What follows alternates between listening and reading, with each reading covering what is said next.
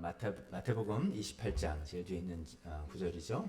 같이 19절 20절 교환해 있는 것 같이 읽겠습니다. 시작.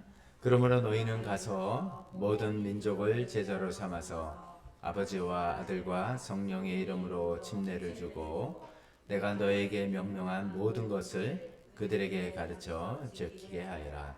보아라, 내가 세상 끝날까지 항상 너희와 함께 있을 것이다. 아멘. 자, 이런 핵심 구절을 가지고 오늘 윌리엄 캐리에 대해서 살펴보겠습니다. 책 제목은 엄청 길어요. 한번 읽어보면 이방인의 개종을 위해 수단을 사용해야 할 그리스도인의 의무에 관한 그 리서치했다는 그런 거죠. 근데 핵심 단어가 이제 수단이라는 단어, 어떤 수단을 사용할 것인가라는 것과 그리스도 이것은 이방인 개종을 위해서 수단을 사용하는 것은 그리스도인의 의무라는 단어, 이 두 단어가 핵심인데 나중에 책 내용을 이야기하면서 말씀드리겠습니다. 윌리엄 캐리 선교사님은 가난 구두 수선공 출신입니다. 그래서 목회를 목사한수 받고도 계속해서 구두 수선공 일도 하셨던 분이에요. 그래서 이제 구두 수선공 그런 출신이지만 이분에 대한 평가가 현대 선교의 아버지다.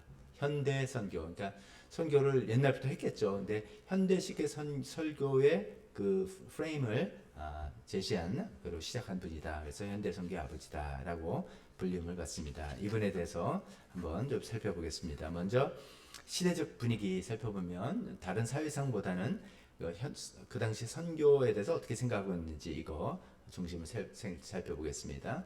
이제 18세기 후반인데 18세기 후반에 활동하신 분인데 그 당시 이제 영국은 산업혁명 그다음에 그존 웨슬리 등등에서 복음주의 운동 일어나서 개인적인 경건 또 예수님이 거듭나는 것 그다음에 사회개혁 이런 것도 이제 슬슬 분위기가 있었죠. 그래서 지난 시에는 윌리엄 윌버포스의 그 사회개혁의 일환으로서 노예무역과 노예제도를 폐지한 거 이거 말씀드렸잖아요.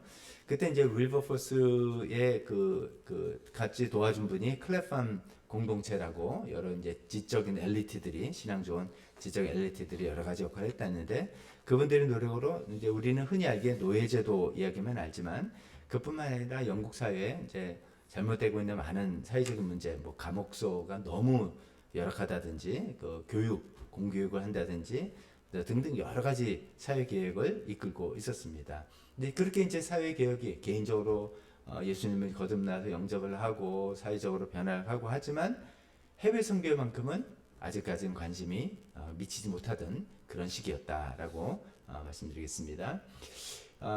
그때까지도 그래도 이제 해외 선교가 있었죠. 카톨릭에서는 먼저 예를 들어 종교 개혁 이후에 마틴 루터, 존 칼빈 이렇게 종교 개혁이 시작되니까 카톨릭에서도 재정비를 하면서 예수회를 창설하고 그 예수회는 엘리트 교육뿐만 아니라 해외 선교를 굉장히 앞장섰던 그런 그 선교회입니다.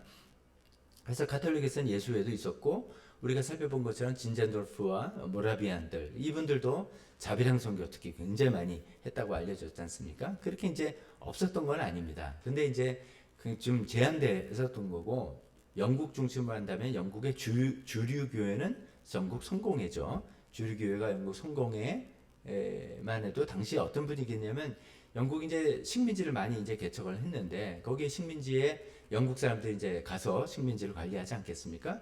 그러면 거기 있는 영국인들을 위해서 목회를 하는 것이지 현지인들 원주민들을 선교한다는 거는 잘 생각하지 못했던 그런 당시에 지금 생각하면 뭐 이해가 너무 안 되죠. 그러니까 저희가 이런 시리즈를 쭉 살펴보는 그 혜택 중에 하나는 우리가 현재 누리고 이해하고 알고 있는 것들이 그냥 어느 날 또 떨어진 게 아니라 다 이런 분들의 희생과 고난을 통해서 우리가 지금 누리고 있구나 이런 것도 배우게 되는데 타민족 선교도 이때까지는 큰 관심이 없었다는 것입니다. 그런데 이제 윌리엄 캐리가 그것을 먼저 이제 시작한 셈이 되는데요. 윌리엄 캐리 목사는 나중에 이제 인물 소개에도 또 말씀드리겠지만 원래 성공회 출신이었다가 그분이 이제 침례교인이 됐습니다. 그래서 침례교 목사가 된 건데 예전에 침례교 이야기를 할 때 말씀을 언급드렸는데 이제 다시 기억하면 침례교 안에서도 신학적인 두 가지 그룹이 있었어요. 하나는 켈빈주의를 받아들인 특수 침례교입니다. 왜 특수 침례교냐? 이거는 이제 영어로는 particular Baptist라고 해서 하나님이 특별한 사람만, 즉 선택한 사람만 구원해 주신다. 이게 켈빈주의잖아요.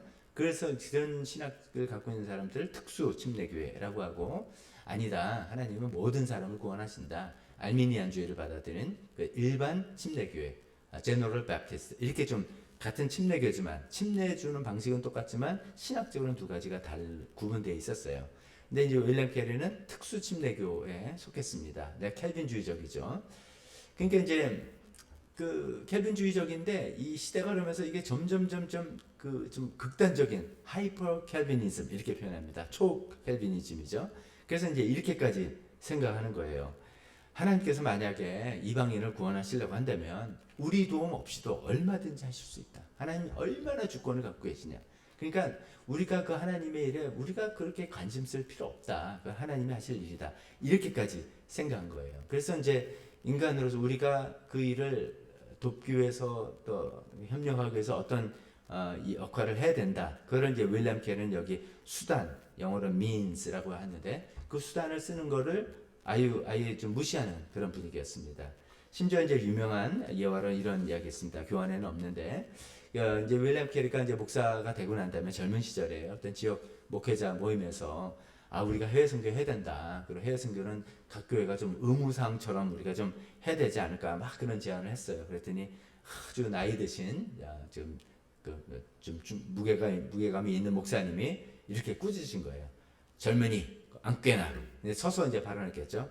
젊은이 거기 앉게나. 영어로 young man sit down 뭐 이렇게 얘기한 거예요. 그래서 하나님께서 이방인을 개종시키자고 하신다면 자네나 우리의 도움 없이도 하실 것세.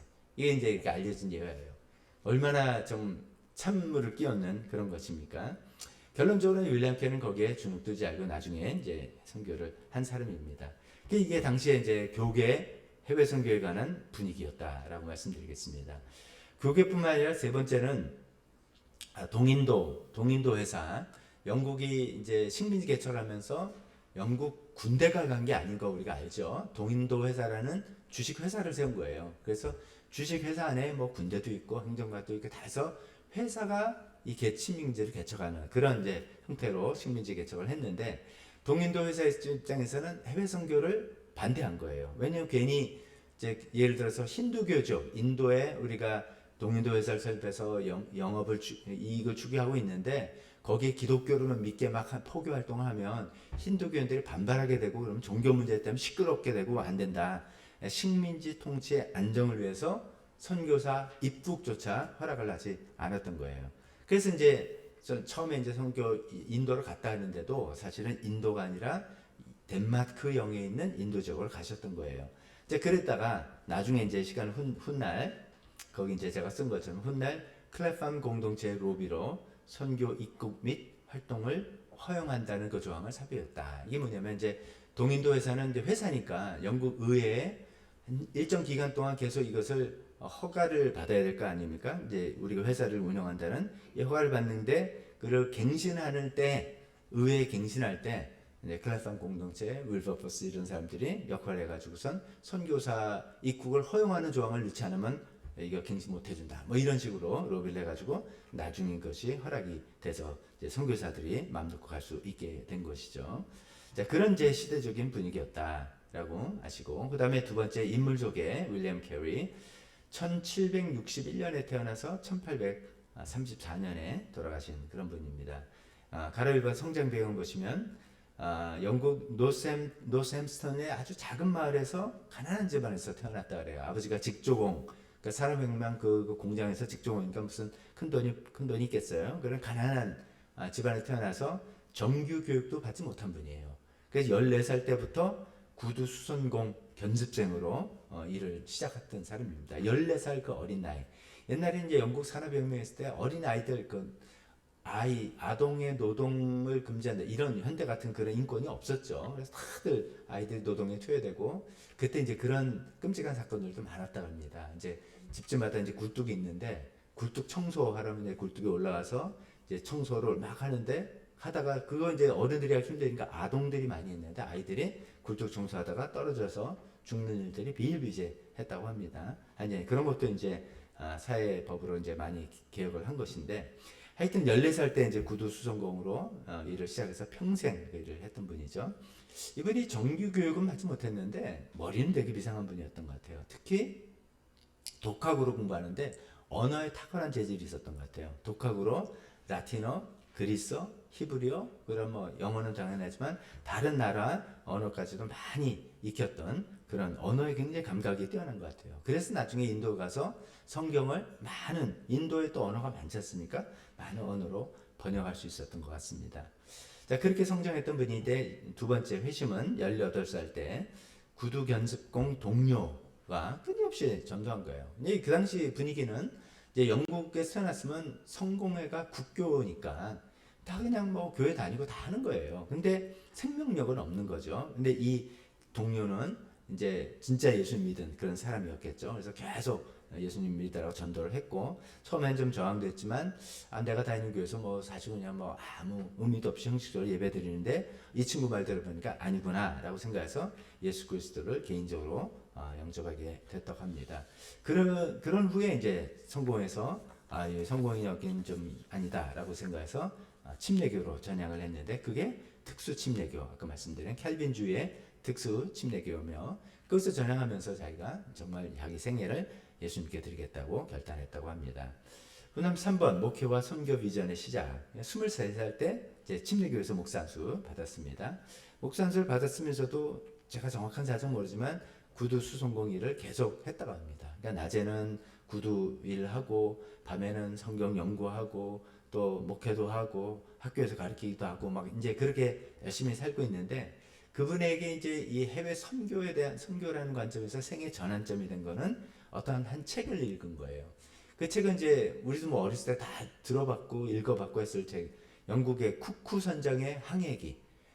영국의 그 선장 캡틴 쿡 이런 사람이 쭉 저기 오스트레일리아 이런 데까지 쭉 완전 전 세계를 항해하고 항해 일지를 쓴 책이 굉장히 많은 사람들이 막 가슴을 뛰게 했지 않습니까? 그래서 이제 그 책을 윌리엄 캐리도 보면서 막 이제 태평양 주민들이 막 마치 마게도냐 환상처럼 와서 우리를 도우라고 말하는 것처럼 느껴지기도 하고 막 가슴이 뜨거워진 거예요. 그래서 이제 그때부터 세계 지도를 만들어서 벽에 붙여놓고 국가별 뭐 인구, 종교, 통계 이런 거에 굉장히 관심을 갖게 된 겁니다. 그래서 언젠간 저기를 복음을 전해야 되지 않을까 이런 꿈을 키우게 됐다고 합니다.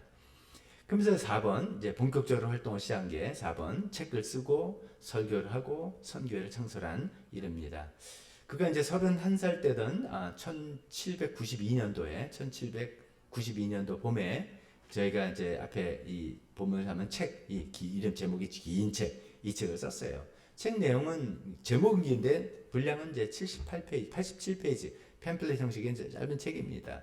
이제 간단하게 이제 뒤에 뭐뭐에 한 조사를 했다. 그러니까 우리가 조사라고도 부르기도 하겠습니다. 그 책을 이제 쓰고 같은 해 5월 30일 날 한 지역 목회자 모임에서 유명한 설교를 하게 됩니다. 이 설교를 이제 후대에는 그거는 불멸의 설교다. 정말 계속해서 남아있는 설교다라는 그 설교를 알려졌는데 그 본문은 이사야서 54장 2절 3절입니다. 최근에 저희가 이제 장막터를 넓혀라라고 하면서 했던 바로 그 본문이에요. 그 내용을 아마 여러분 기억하실 겁니다. 하나님께서 장막터를 넓히고 휘장을 아끼지 말고 펴고 막 이런 내용이잖아요. 그 얘기를 하면서 그 유명한 그 문장 구절을 이야기한 겁니다. 윌리엄 캐리의 이야기. 하나님께로부터 위대한 일을 기대하라. 그리고 하나님을 위해 위대한 일을 시도하라. Expect great things from God. Attempt great things for God.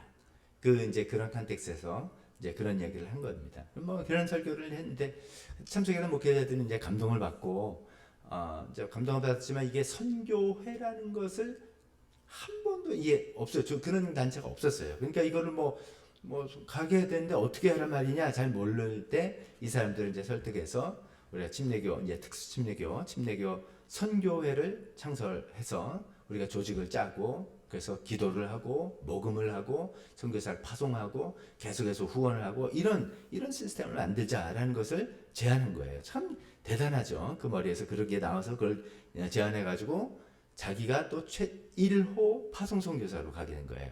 참 그런 놀라운데 그 밑에 이제 인용문은 뭐냐면 그때 이제 선교회를 창설하는데 동참하고 같이 이제 활동했던 분이 목사님 한 분이 나중에 이 일을 회고하면서 쓴 내용이에요. 이제 지금 영국은 인도가 제일 큰 식민지니까 그 식민지 인도에 대한 관심이 있었겠죠. 근데 이제 이렇게 표현합니다. 우리는 인도라는 곳에 금광이 있다는 사실을 봤습니다. 거기 예수님 안 믿는 사람이 너무너무 많구나. 여기 이들의 복음 전하는 게 마치 금광을 캐는 것 같다라는 거죠. 하지만 그 금광은 지구 중심만큼이나 깊었다. 누가 감히 그곳을 탐험하러 가겠습니까? 뭐 탄광가 안에 깊잖아요. 깊이 들어가야 되는데 그 위험하기도 하고 험한 일 누가 하겠느냐 이런 거죠. 그때 윌리엄 캐리가 말했습니다. 내가 내려가겠습니다. 내가 가겠다. 하지만 당신들은 반드시 밧줄을 잡고 내 뭐 허리에 이제 밧줄을 잡고 내가 내려갈 텐데 이 밧줄을 꽉 잡고 있어야 된다를 정말 기억하십시오. 그렇게 이야기했어. 내가 할 테니까 뒤에서 후원해라 이거죠. 기도로 물질로 후원해달라 이거죠. 그래서 우리는 그 일에 엄숙하게 참여했고 서야겠다. 그리고 우리가 살아있는 한 우리는 절대로 그 밧줄을 놓지 않을 것입니다. 라는 그런 회고 내용이 있을 겁니다. 참 감동적인 내용이죠. 이런 내용을 가지고 이렇게 선교회를 조직해서 이제 인도로 선교를 간 겁니다. 참고로 이 침례교 선교회 BMS라는 선교회가 처음으로 선교회 조직된 선교회예요. 이게 이제 유행이 돼가지고 많은 교단에서 또 선교회 맞자 이렇게 하자 이렇게 하면 되겠다라고 해서 선교회들이 조직이 되었던 것이죠.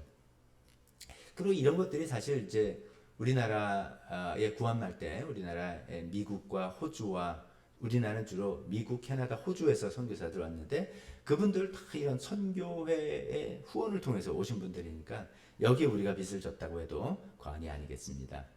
그 다음에 이제 가로 5번 이제 인도로 이제 출발했는데 출발해서 엄청난 고생을 한 이야기가 되겠습니다. 32살 때 1793년도 6월 13일에 가족들을 데리고 인도로 출발했습니다. 그때 이제 아이들이 몇 명 있었고 아내는 임신 중에 있는 상태로 이제 출발한 거예요. 근데 이제 인도로 바로 가지 못하고 아까 말씀드린 것처럼 동인도 회사회가 반대로 해서 인도로 가지 못하고 배도 영국 배를 탔다가 쫓겨났어요. 배에서 쫓겨나고 덴마크 배를 타고 덴마크형 이제 지금 캘커타 근처인데 그게 이제 아직은 덴마크형 나중에는 영국으로 다 포함됐지만 그쪽으로 가게 된 겁니다. 그래서 이제 뭉뚱그려서 인도라고 할게요. 인도에 도착해서 뭐 고난이 아주 심한 고난 여러 가지 고난을 겪었습니다. 첫 번째는 도착한 직후에 5살짜리 아들이 사망했어요. 아들이 도착하자마자 5살에 아마 기후 환경 이런 것들 때문에서 사망하니까 그로 인해서 아내 도로시라는 여사가 정신질환을 앓았어요. 처음부터 사실 도로시는 인도 가는 걸 이렇게 내켜하지는 않은 사람이었어요. 처음부터 이제 가족들이 좀 안 좋아했어서 반대했는데도 이제 자기가 이제 주도해서 데리고 왔는데 그렇지 않아도 자기가 찝찝한데 아들까지 죽으니까 거기서 완전히 우울증 뭐 여러 가지 정신질환을 걸어서 13년 동안 고통을 당하다가 결국 거기서 죽게 됐어요. 근데 이제 13년 동안 이제 정신질환으로 고생하면서 죽은 도로스도 안타까운 마음이지만 이제 윌리엄 캐리 입장에서 생각해보세요. 선교를 가면 아내가 동역자가 돼서 힘이 되고 막 서로 도와주고 해도 힘들 판인데 아내가 이제 정신질환자일 뿐만 아니라 계속해서 자기를 방해하고 부담 주고 반대하는 그런 시간이었어요. 얼마나 힘든 시간이었겠습니까? 이제 그래도 그걸 꼭 참고 선교 사역을 한 것이죠. B번은 극심한 가난.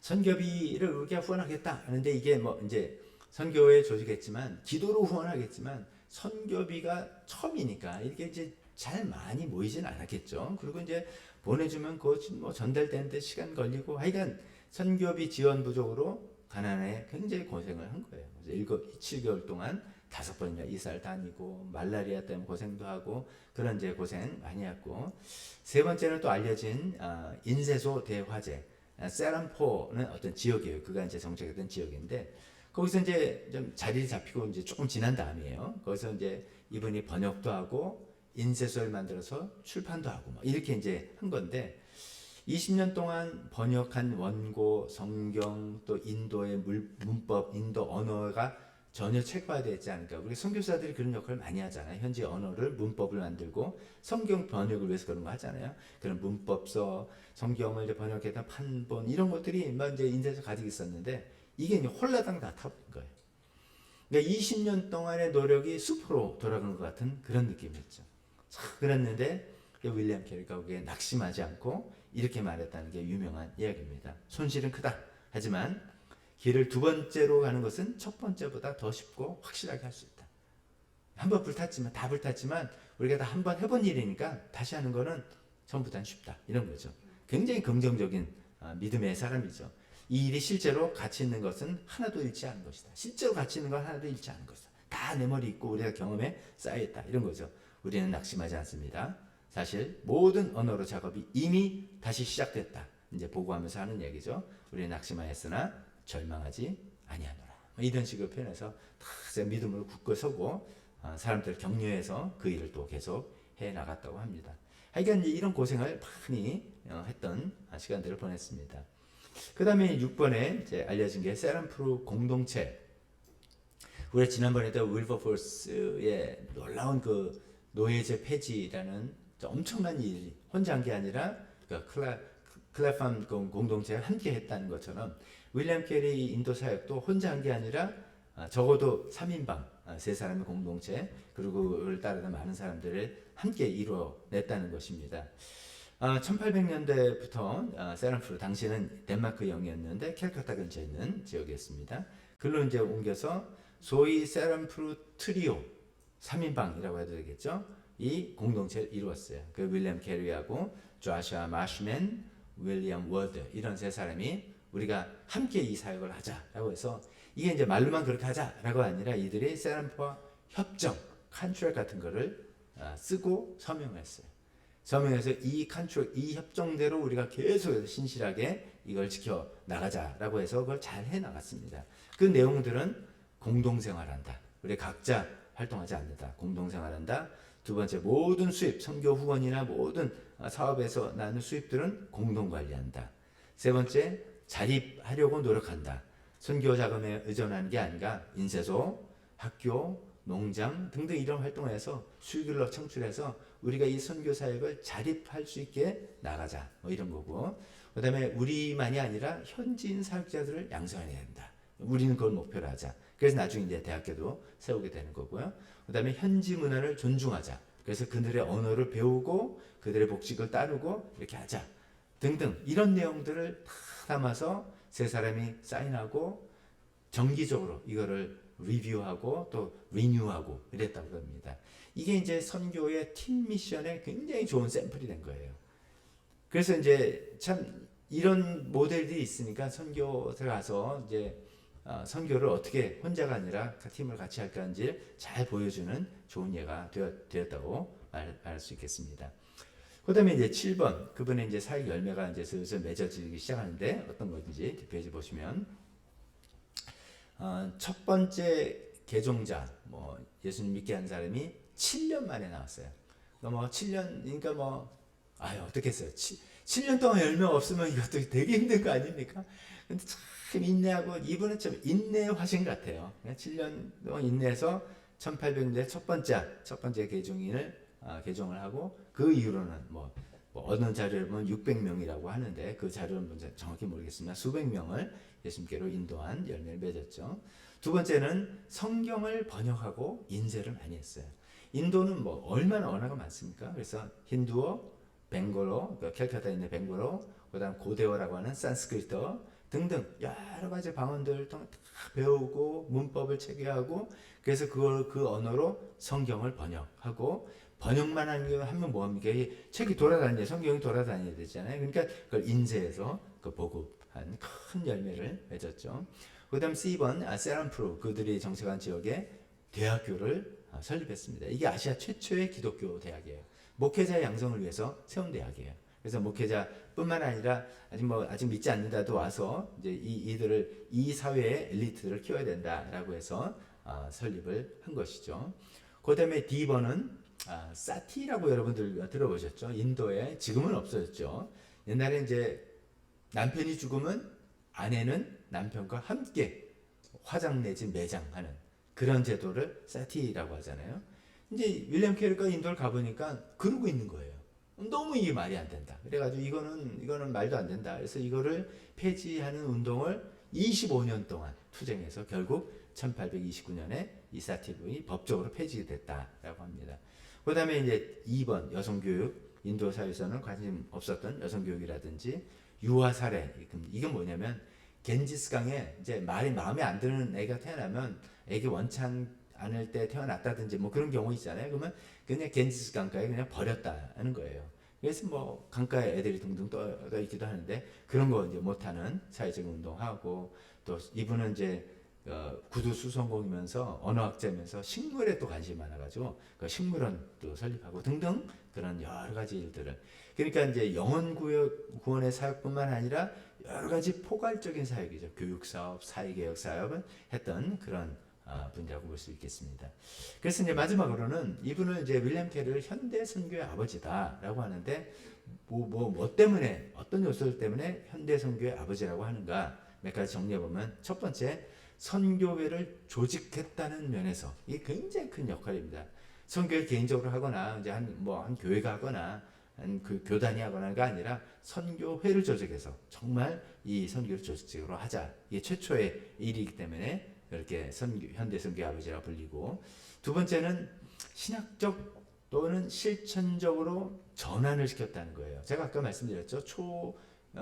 켈빈주의 입장에서는 선교 아니 그 외국인사 그 사람들 그 영접 구원하려면 하나님이 절대 주권을 알아서 하실 거야라고 이야기하는데 그때 이제 쓰였던 그 논쟁됐던 그 표현이 뒤에 책 내용도 나오지만 마태복음 28장 우리가 읽었던 그 본문이에요. 마태복음 28장 그 본문을 우리가 흔히 대사명이라고 하잖아요. 대사명 우리는 이렇게 하죠. 대사명 모든 민족에 복음 전하고 해라. 그리하면 내가 너와 함께 하겠다. 이렇게 우리는 잘 이해하고 있는데 옛날에는 이 앞에는 그냥 넘어가고 그거는 그 12사도들에게 초대교회 사도들에게 하신 말씀이고 그래서 또 이렇게 전해졌잖아. 그리고 우리와 세상 끝날까지 함께 계시는 약속은 우리에게 주어진 이렇게 구분해 생겼다는 거예요. 근데 이번 이제 아니다 이거죠. 아니다. 이게 우리와 함께하는 임재의 약속이 우리에게 주어지려면 복음을 전한 이것도 해야 되는 거다라고 해서 그거를 신학적으로 잘 정리하고 그럼 어떻게 하느냐 이러이러한 수단을 means를 잘 사용해야 된다. 그래서 기도하고 모금하고 선교 조직하고 등등 현지 공부하고 하는 끈들을 좀 이야기했던 그게 그래서 이제 현대 선교는 이렇게 하는구나 이게 의무구나. 그래서 의무로 갈 때 하나님께서 우리 함께 해주시는 명령이 따르는 건데 그 의무를 수행하기 위해서 여러 가지를 준비해야 된다라고 알게 된 현대 신학의 또 창시자라고 할 수 있겠죠. C번은 또 포괄적 선교 모델을 제시했다. 단순히 영혼 구원만이 아니라 쭉 우리가 살펴본 거지만 번역, 교육, 사회개혁, 현지인 사역자 양성 등등 이제 많은 이제 선교사들이 그렇게 요즘은 하고 있죠. 물론 요즘은 이제 선교 지역이 옛날에는 뭐 완전히 낙후한 곳이 진짜 낙후한 곳이니까 사회개혁 일에 많이 참여해야 되고 요즘은 점점 선교지에 가도 그 나라가 좀 많이 발전돼 있으니까 사회개혁에 많이 참여하는 부분은 점점 약해지는 건 사실입니다. 그 대신 이제 현지 사역자를 양육하고 하는 이런 부분들인데 하여튼 한동안은 이제 이런 것들이 정말 필요했죠. 우리도 그랬죠. 그래서 학교를 세워주시고 우리 한국에 와서 학교 세우고 여권을 갱신하고 등등 이런 일을 했던 게 이런 포괄적 선교 모델의 영향이라고 말할 수 있겠습니다. 그 다음에 D번 영향력의 규모를 봐서 그렇다. 이제 이분이 18세기 후반에부터 시작해서 19세기로 들어서 활동했는데 19세기는 흔히 The Great Century of Missions라고 이야기합니다. 정말 그때 특히 영국을 통해서 영국과 이제 미국, 호주, 캐나다 등등에서 전 세계적으로 해외 선교의 붐이 일어났던 그 세기예요. 그 19세기가 그 세기의 준비 작업을 이 불씨를 윌리엄 캐리가 불씨를 켰다라고 평가받습니다. 그래서 이분은 이러저런 이유를 통해서 현대 선교의 아버지다라고 우리가 부르게 됩니다. 자 이제 마지막으로 이제 그 죽음 73세로 임정하면서 이거는 뭐 내가 죽었을 때 나에 대해서 이분 굉장히 유명한 분이 되었으니까 나에 대해서 아무도 말하지 말고 나의 구주에 대해서 예수님에 대해서만 이야기하라 뭐 이런 멋진 유언을 남겼다고 합니다.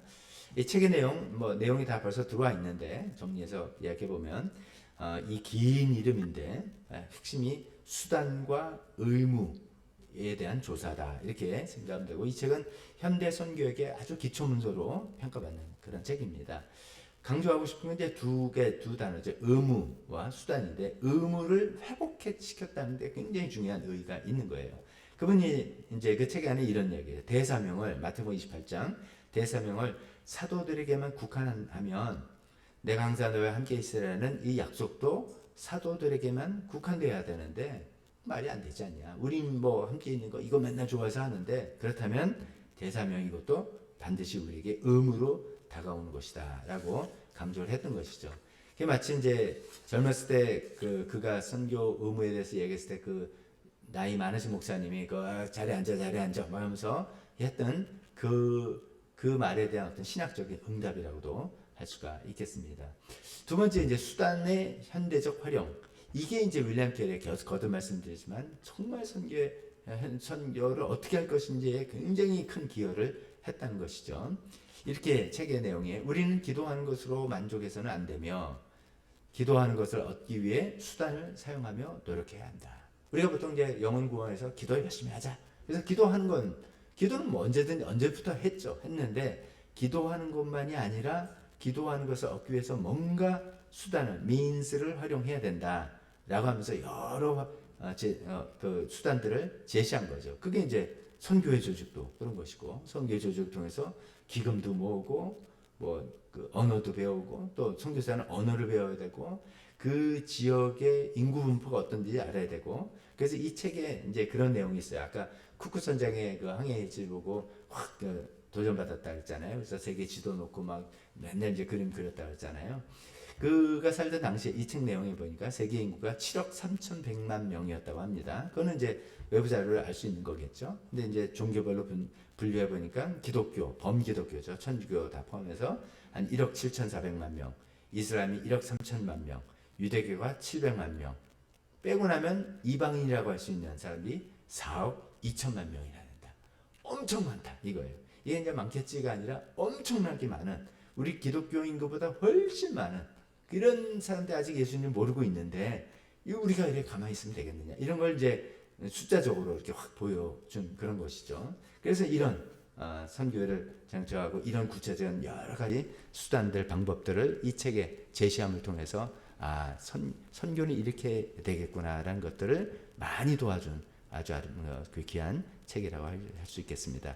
결론은 윌리엄 캐리가 평범한 구두 수성공이었는데 정규 교육도 받지 못한 사람이에요. 근데 정말 하나님의 은혜를 통해서 그분이 이제 현대 선교의 아버지가 되고, 또 생애를 잠깐 살펴봤지만 반대도 심했고 고난도 참 많았던 것 같아요.